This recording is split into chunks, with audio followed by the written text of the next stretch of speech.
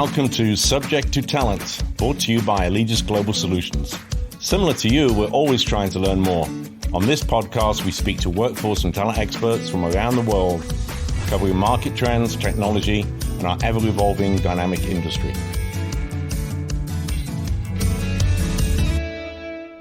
Hi, I'm Bruce Morton, the host of Subject to Talent podcast. Today, I'm joined by a very good friend of mine, Dawn McCartney. Dawn is Vice President of the Contingent Workforce Strategies Council, lovely known as CWS, at Staffing Industry Analysts. Dawn leads and oversees the CWS Council, SIA certification and training accreditation programs, and is responsible for identifying, developing, and implementing cutting-edge research for the end users of contingent labor. Dawn's a highly regarded industry speaker and frequently shares insights, thought leadership, and best practices across the workforce solutions ecosystem. Dawn, welcome. Thank you. Thanks for having me. I'm excited. Thank you so much for being here. Now, regular listeners will know we always ask our guests the same first question. And that is, how did you get into the workforce industry? And what was your journey to get to where you are today? Yeah, and it's interesting when I started to think about it. It's been a long journey. So 25 years ago this year, I am extremely grateful to a gentleman by the name of Bob Kloss. He actually, I was born and raised in Chicago. It was a small IT recruiting firm there. And I actually went in to interview for a front desk receptionist. And after the interview, he actually asked me, he said, "Hey, I know you're here for the receptionist position, but is there any chance you'd consider being a recruiter?" He said, my personality aligned really well to successful recruiters. And I thought, sure, I'll give it a try. And I have to say that one opportunity changed my entire life. So had the opportunity to continue on with recruiting, which I loved. And then I think a normal journey for a lot of folks, right? You start out as a recruiter, then you go into account management. And then I had an opportunity. Another staffing organization contacted me. They were going to open up or try to recharge an IT branch that they had downtown Chicago. So I jumped at that. I thought, how exciting would that be?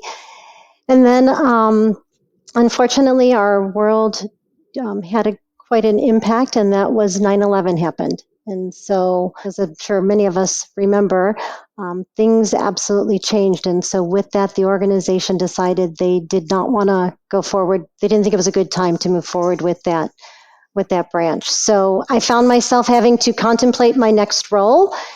And I am a big believer that there is a reason for everything and there is a plan. And all of a sudden, my husband and I learned we were expecting a child. And so very different than with my two older sons, I had the opportunity to not have to work. And so became a stay-at-home mom.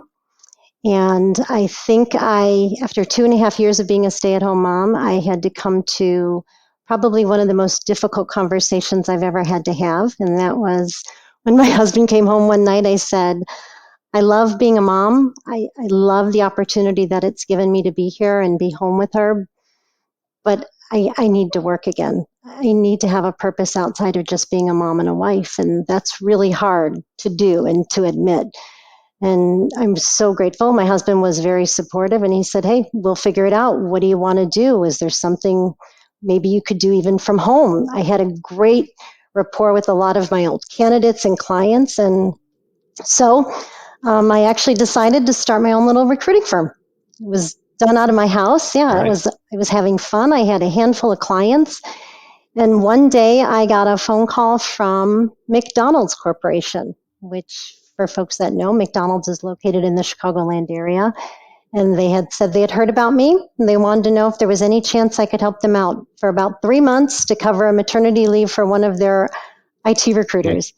And so it was, at that point, I said, hey, if you don't mind, you're not going to be my only client. I have other clients. And they said, no, that's exactly what we're looking for.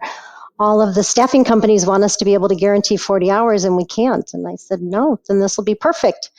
So had the opportunity to start working with McDonald's, and 3 months turned into 18 months. And at that point, they came to me and they said, hey, is there any chance you'd consider joining us full time? And for those that know McDonald's, it still is a phenomenal organization, great benefits. It was a great opportunity. And so I decided that it was going to be something I would do. I contacted my clients. I closed my little firm, and I started to work there. And that's what really led me into my current role. So at McDonald's, I had the chance to put in place a contingent workforce program. We had nothing but Excel spreadsheets and Lotus Notes folders, for those of us that remember those days. Yeah, and Yeah. I got the opportunity, and when you think about it, Bruce, back then, right, when you'd Google contingent, you didn't get the plethora of information you get now. And so I Right. found myself, all of a sudden I was deemed the expert internally at McDonald's, and I thought, ooh, that's kind of scary because I'm no expert. And I had one of my peers said, hey, you should probably look into Staffing Industry Analysts. They've got this council, and they've got a lot of great information and insight. And so I did. And then I became a member. And then I became fully ingrained, started doing panels with them, and then also got the opportunity. They used to have a group called SIAG. So it was Staffing Industry Analyst Advisory Group. And it was buyers and providers that came together, and we kind of talked about challenges that were happening in the industry, things that we thought about moving our industry forward. And I had a chance to help create what is now our CCWP. And so once I did that and remained involved in that, they had an opportunity that opened. They asked if I'd be interested. I jumped at the chance, and 10 years later, here I am. Great. So like most of us in this industry, we sort of stumbled into things. I had the same experience. Can you find me a job? And they're like, well, you sound pretty sharp. Can you start Monday? And that's how I got into the industry 42 years ago. So there's something in common there. But I too believe in the power of the universe. So, good, great story. Thank you for that. Absolutely. Now, here we are recording on the heels of the CWS Summit North America, which was a well-attended, been understatement, a very well-attended, sold-out event, and the first one in person since 2019, of course. Yeah. Can you set the scene for our listeners as to what the CWS Summit is and its place in the industry, and then we can dive into some of the themes that came from that? Yeah, I'd love to. And I appreciate that you said that, right? So you said CWS Summit North America. We actually have two CWS Summits. So we do one in Europe in May, and then we had the infamous one that we're going to talk about today for our CWS Summit North America in September. Yeah, and so CWS Summit, it's the largest event of its kind. We bring together, the qualified attendees are HR, procurement, legal, and then what we would deem to be other business leaders inside enterprise buyer organizations. And these are folks that have responsibility for the contingent and the extended workforce programs, but they also are policies or the supplier base and, the VMS and the MSP relationships. So that is our audience that we're focused on. And, you asked about this year, and I'm with you, Bruce. One, I think it was exactly what our industry needed. Like you said, it had been 2 years since we were completely in person. There was an absolute hunger, not only for the interaction and being live and being, kind of that big reunion that we had, but a heck of a lot has changed in the 2 years. And, a lot of the program managers and the enterprise buyers found themselves that 2-year gap with the changes that happened with the technology and risk and all of that. They wanted to be back in person. And so you're right. Largest event. We've been doing this 18 years. We had over 1,200 attendees, which was awesome. Yeah, it's great. Yeah. Well, I certainly enjoyed my time in Dallas, and very thankful to SIA for bringing people together to reconnect and network, as you say. And we certainly are. I mean, perhaps we're guilty of saying a buzz and a moment in time, but I truly believe that we are in a moment of time in our industry, and which does, create an opportunity for change, which is exciting. But also, anything that is to do with the extended workforce right now, I think organizations are truly starting to understand the strategic value of that. It's not a need to have anymore. It's a want to have. So what are some of the things that you heard during the week there? What's some of the themes that came out of that and the key takeaways? Yeah, so I would say a couple of the key takeaways, which I think, and I'm hoping you experienced the same thing. I really felt like this year our attendees came with a focus, and many of them came with an agenda. They were willing to engage not only with other attendees, which we always see, right? Peers, individuals that are also, but I think even with the sponsors as well, I even went into what we deem our exhibit hall there and saw so much activity and buyers that were willing to go up and talk to the different sponsors. And I think a big part of that was, I think we took for granted our different events in the summit. And so this time they didn't want to be caught off guard. They didn't want to get caught in a pandemic again where we don't get to see each other for 2 years. So they wanted to get all their questions answered and to find out about the latest and greatest. Yeah, and there were several keynote speeches, obviously including your own. A great speech to kick the event off that really created buzz and the discussion amongst the attendees. Can you tell us a bit about the topics that were covered? Yeah, absolutely. So as you shared, I had the opportunity to kick off the event. And one of the things when I do a keynote or I have an opportunity to talk to an audience is I always try to give them something to take away, maybe possibly something to do. What I had seen over and over again is, and again, I lived it when I was a program manager, I would come to an event like this. I'd get very excited. I'd see all the changes, the things that I wanted to go back and to implement within our program. And then I'd go back and I'd start to go down the journey. And then all of a sudden it would fall off the tracks, right? All of a sudden it would get moved to the back burner. We'd get frustrated as the enterprise buyers, sponsors, providers would get frustrated. All of a sudden you think you've got a new client and then you get the infamous email or phone call that says, hey, this is going to be delayed or we're putting it on the back burner. So one thing I wanted to do is to give them some things to think about. And so talked about having a strategy. So as they learn about the different changes they wanted to implement, how to create their strategy to help support not only the change happening, but then to also ensure that they get buy-in and more important that they get adoption. So that was the kickoff keynote. And then we were very fortunate. We had Kim Lear, who was phenomenal. She did a keynote kind of prepare for the future, and where she focuses on us having the 4 different generations that are part of the workforce, right? So baby boomers, the Gen X, the millennials, and then the Gen Zs. And yeah, and if you remember, she talked about, how each of those look very differently at everything from promotions and recognition to compensation to even about like their personal expectations, right, regarding work is different. So that was extremely insightful. Great. Yeah, and then I know we haven't talked about it yet, but we also had on the tail end of our CWS Summit, we host what we call our collaboration in the gig economy. And we had a phenomenal keynote speaker there as well, Heather McGowan. And she talked about workforce convergence and transformation. And it was interesting. She also talked about the generational differences. But what she spoke about, which I found extremely interesting, is how much has changed since the pandemic. And she referenced it, or she kind of stated the pandemic removed the factory default settings on all aspects of work. And I thought, that is so true. Yeah. But the one thing that she also brought into the conversation was the importance to the workers and, the workforce in regards to a company's governance and their environmental and social stance.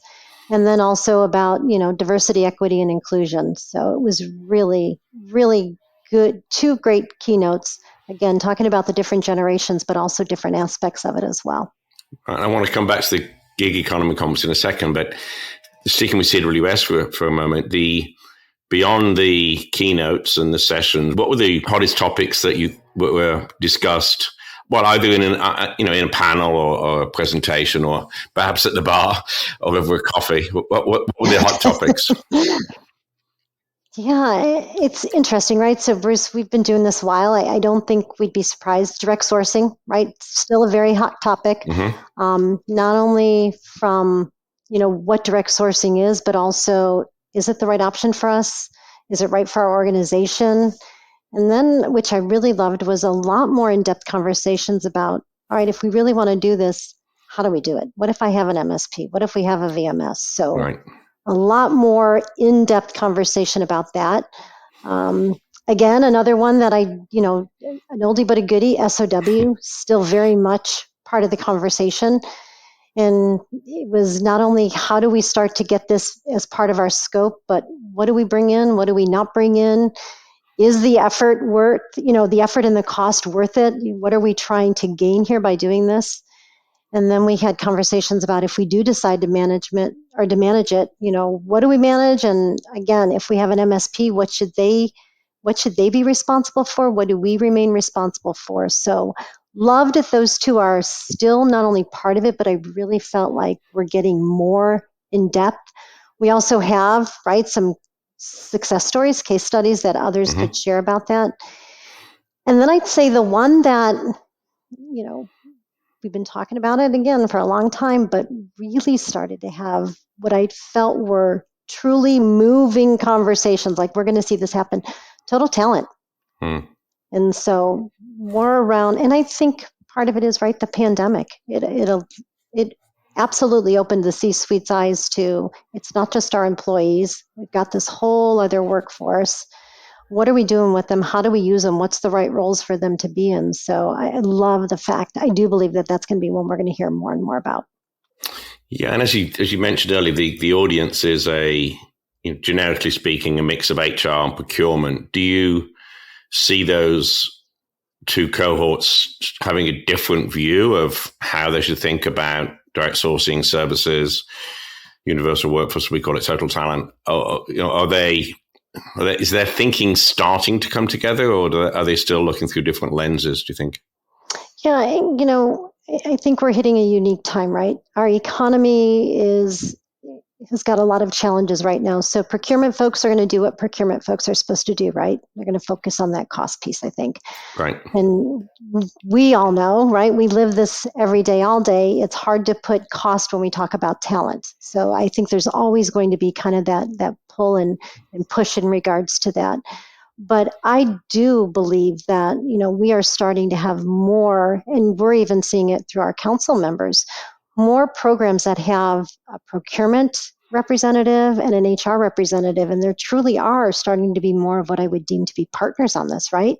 Right. Hey, I'm HR. I'm going to focus on that talent, and here's what we need, and here's what's important, and this is the type of work that we need to get done. And I need you, my procurement partner, to support me, but I need you to be responsible for the things that you're really good at. And that's helping me find those suppliers and helping ensure we've got the right agreements and the right pricing, that sort of thing. So I do think we're starting to see more of that, which I love. I'm a big proponent of, we need both. I'm an HR person. I'm not good at agreements and all the stuff that is really critical to ensure we're protecting not only the workers, but our company, right? And our proprietary information. But at the same time, talent is not the same thing as purchasing, as we kind of joke, pencils or widgets. Great. And so, yes, we've been talking about CWS, but then you touched on the gig economy conference, the collaboration conference that follows directly on from that, which has been, in my mind, a massive hit these last few years, pre-COVID and post-COVID. But can you just explain to our audience what are the difference between the two conferences from a subject matter, but also from an attendee perspective? Yeah, absolutely. So I referenced right earlier, CWS Summit's enterprise buyer stakeholders. What we found is there was a void and a need for us to have an event that not only the enterprise buyers could be part of that core audience, but also the sponsors and the providers as we started to see our industry evolve, right? Right. There was absolutely a need for there to be this partnership, which we didn't always have.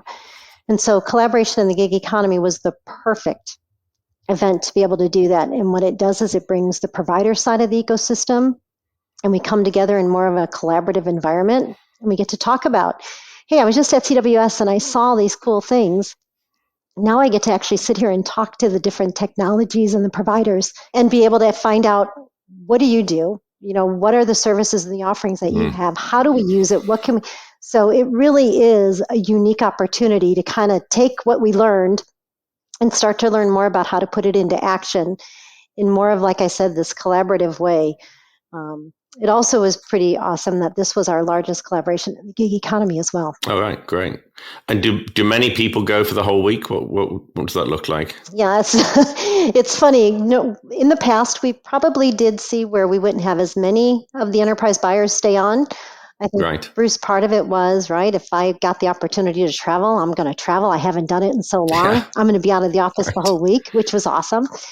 Yeah. But I honestly believe, I think this is going to be something that we will continue to see. And the reason for that is, enterprise buyers, we're in this predicament where we are looking at what's best for the organization, the workers, how do we get the work done, but there's so much changing, and it's the idea of, many times they find themselves responsible for not only knowing all the HR, the legal, the regulatory, but also all the technology and the services and the products. And it's hard to do that in between your, 60 hours a week that you're running the program. So being able to come to events like this, especially the collaboration in the gig economy, I think we're going to continue to see that this will be one that individuals will remain on for, absolutely, because it is just so extremely insightful. Yeah, it's interesting. We were asking some folks recently when now that the conference season is back post-COVID, it's, the motivation to travel, is that something because you're frustrated sat at home, or is it your partner saying, hey, have you got a conference to go to, honey? It's great having you here, but if you're looking on the calendar, you might go away for a few days. Yeah, exactly. Hey, and that's all right. I'll take it. As long as they come to our event, I'm fine with that. That's right. It's a bit of both, probably. Well, I know I'm certainly already got next year both events in my calendar, so looking forward to that already. They were really, really great show you guys put on, truly. We can't do it without folks like you. So thank you. Honestly, so appreciative of you being a sponsor. So we like to end our episodes looking a few years in the future. So here it comes, the crystal ball question. If you had a crystal ball a few years out and you can pick your own timeline, do you think we'll still be talking about how work gets done and challenges acquiring talent in the same way? Or do you think that the conversations are going to move on a great deal in the next few years? Good question. I think, right, our industry and what we do is all about getting work done. So, yeah, we're going to still be talking about the topic. As for acquiring talent, I do think we'll be looking at work very differently and the way work gets done very differently, especially as we have to start to appeal, right, to these new generations that are starting to enter the workforce. And it's interesting, right? They don't. Right. I kind of referenced, when I was younger and I had to get a job, it's because I needed a paycheck, right? There was no option. You got a job, that's what you needed to do. And there is a very different approach to this and attitude about why do I work and what do I want to get out of it? And they're looking at it as, I'm only going to take jobs that I really enjoy doing. And so with that being the case, right, we're going to have organizations that have to start to look at taking a whole job description, and you're going to have to break it in to particular tasks, because you're going to have folks out of those 10 bullet points, they really like to do 3 of them. We got to find someone else to do those other 7. And so I think we're going to have to look at the way work gets done very differently. But I think it's going to be a pretty awesome time to be a part of this. And then I also think, right, I kind of referenced it earlier, I think we will see, in the near future, case studies around how organizations also got to actually officially reach, total talent, which I think will also be pretty incredible as well. Yeah, exciting time indeed. So, Dawn, thank you so much for joining us today. Really enjoyed the conversation. And what should listeners do if they want to learn more about SIA and your events, and perhaps even joining the council or accessing your insights and research? Thanks, Bruce. I appreciate it. Again, actually, they can just go out to our website, so www.staffingindustry.com, and you will be able to get to our homepage, and all the information is available to you out there. Fantastic. Well, Dawn, thanks again. Been a real pleasure. I look forward to seeing you soon. Thank you. Thanks for having me. Take care. Cheers. To learn more about AGS, please check us out at AlegisGlobalSolutions.com. You can also send questions for me or our guests. Just tweet us here at Allegis Global with the hashtag #SubjectToTalent, or email us at subjecttotalent@AlegisGlobalSolutions.com.